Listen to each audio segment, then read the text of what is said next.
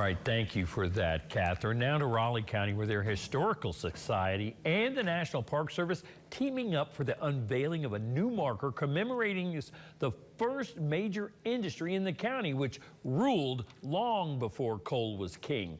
Timbering towered above everything else before the coal boom exploded. Our Robert Castillo shares more from near the edge of the New River Gorge in Grandview.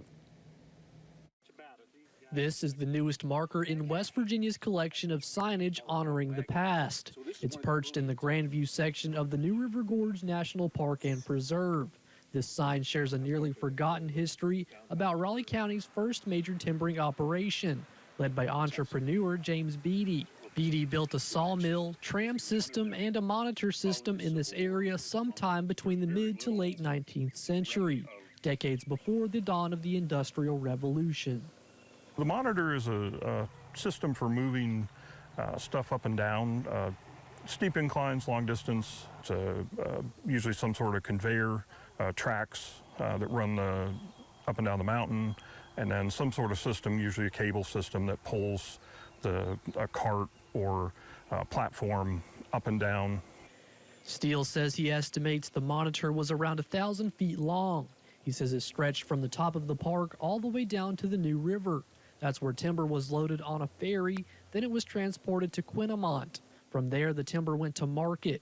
Beatty ran quite the enterprise. He discovered this was too labor intensive, and then he had the Glade Creek and Raleigh Railroad built up Glade Creek through a tunnel at Crow to the sawmill. And that was, once that was operational, then he shut this monitor system down. Steele says there's nothing left of the old monitor system, but he believes it started along the park's tunnel trail, adding it's likely the old monitor was dismantled and repurposed for a new use. Even though the monitor vanished beneath the sands of time, Historical Society members say it's important to unearth that piece of the past so people can learn about it today.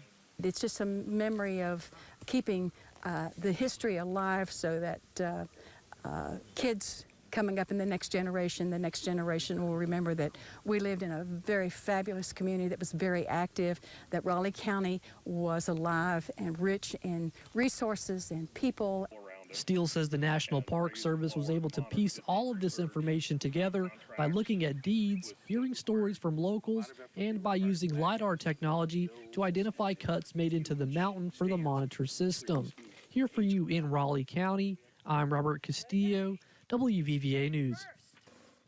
Very interesting. Thank you for that report, Robert. And Steele says the National Park Service may do an archaeological dig along the site of the monitor system to see if they can find any signs of the industrial components linked to that old system.